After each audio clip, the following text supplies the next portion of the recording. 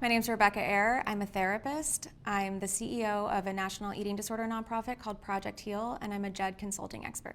Full recovery from an eating disorder is entirely possible with access to the resources, opportunities, and support that you need to recover. For a lot of people, this includes professional support.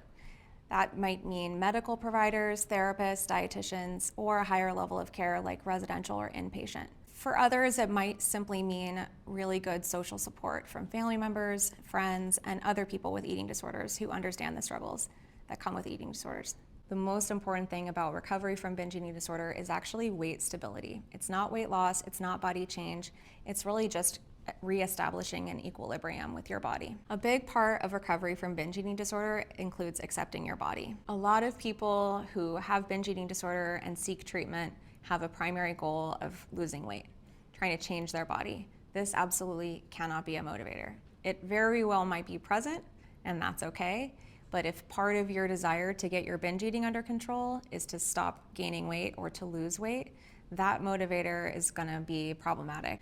It simply doesn't work, so it's really complicated for people with binge eating disorder who have gained weight over the course of their illness to essentially accept their body as it is. Body image struggles are really tricky for a lot of people with eating disorders, and they can be especially hard for people who are in higher weight bodies, mostly because we live in a society that is absolutely fat phobic and terrified of gaining weight, and that really values thin bodies over fat bodies. Recovering from binge eating disorder in a higher weight body is really difficult because it requires you to become pretty countercultural and to stand against pervasive and persistent cultural messages that thin is better, fat is bad, that your weight has anything to do with your health, and that your body has anything to do with your worth. You might notice a lot of things online, people marketing diets to you, people in very thin bodies telling you what to eat or how little to eat.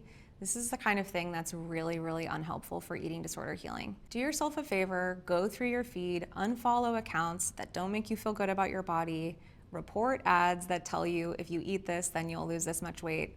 They're false. Dieting doesn't work. In fact, 97% of people who diet end up gaining the weight back and more because they've actually destroyed part of their metabolism. A big part of recovering from an eating disorder is understanding diet culture and learning how to divest from diet culture. There's a multi-billion-dollar industry that's very invested in people being preoccupied with losing weight. Once you understand that there are a lot of people profiting off of your bad body image days, it's a lot easier to essentially reject it and say, I simply don't want to be a part of that. I'm not willing to hurt myself in favor of this culture that's telling me there's something wrong with my body. You have to learn to stand against that culture, which is really difficult because it's the water that we swim in. But your relationship with food and body are so much better once you do. If you think you might have binge eating disorder, ask someone for help. Talk to a friend you trust, talk to an adult you trust, go online and look for resources. There are a lot of resources at eating disorder nonprofit organizations. Most of them are free. There are a lot of free support groups specifically for people with binge eating disorder. They're available online, they're non-judgmental, and there's a lot of other people who understand exactly what you're going through. A few eating disorder nonprofits that operate nationally and have virtual support groups are the Alliance for Eating Disorders, ANID, and the Eating Disorder Foundation. Recovery looks really different for every single person. It's not a linear process. A lot of people go through different lapses and relapses, and the entire journey might take anywhere from 2 to 7 years based on research. I know that sounds like a really long time, so be really patient with yourself and understand that this is a serious mental illness. The most important thing about eating disorder recovery is figuring out how to tolerate distress.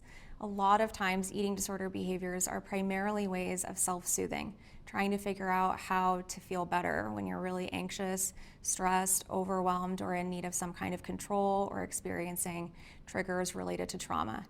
Distress tolerance is tricky, but it's actually a lifelong skill that will make your entire life a lot better. Regardless of what kind of eating disorder you have or what kind of treatment you get, the most important pieces of recovery are the same things: distress tolerance, flexibility, and radical honesty in relationships. Lasting recovery from binge eating disorder is honestly a joyful life. You're no longer terrified of food, you've accepted your body, you can eat what you want, and you can stop when you're full, and you can basically relax in your relationship with food and body, something that most people with binge eating disorder can't imagine.